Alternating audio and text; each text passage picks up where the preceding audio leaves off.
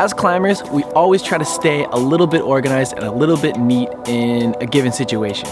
Specifically, when it comes to a rope management is always something to take into consideration. So when we think about the importance of a rope actually, holding us, keeping us alive, having the rope organized and convenient and easy to use is a vital essence of climbing. If you've ever been in a situation where your rope's kinked on you while you're trying to clip a draw, where you're in the middle of a really difficult crux and your rope's either got a knot in it or under somebody's foot, you'll know how important it is to maintain that cleanliness and organization. For that climber who goes to the gym or goes to the crag, someone who's just kind of in and out at the cliff, usually goes with a rope bag. A rope bag is a giant piece of nylon material. It turns into a big blanket, so to speak, for your rope to be thrown on, packed up, rolled up into the bag, and carried away. It keeps your rope out of the dirt, and in some places gives you a place to sit and put your shoes on. Next is the butterfly coil. The butterfly coil is probably the most commonly used coil you'll see. It's super quick and does not kink the rope, which is pretty important. You can turn your rope into an actual backpack for carrying.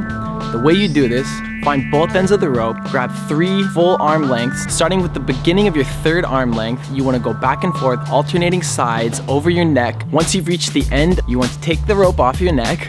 You want to wrap from the bottom up. From there, you want to feed a bight of rope through the top of the large loop that you've created in the coil. With that bight that you've passed through the loop, pass your ends through that bight to create an actual cinch. And now you have a butterfly's coil. To put on your back like a backpack, you will take one of each strand over each shoulder, wrap around your back, tie into sort of like a belt if you can, and sort of mimic like a backpack.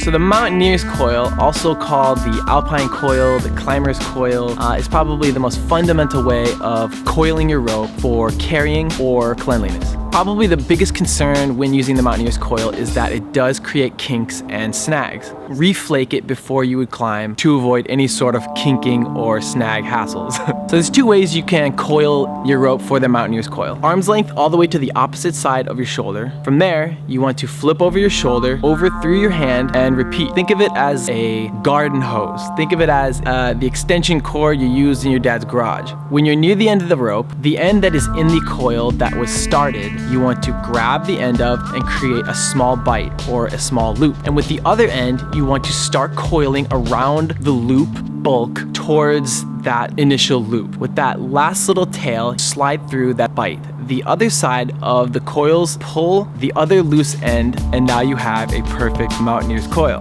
The rope carries really well like this. It stays nice and orderly. You could throw it over your backpack, your shoulders. You can actually carry people with this.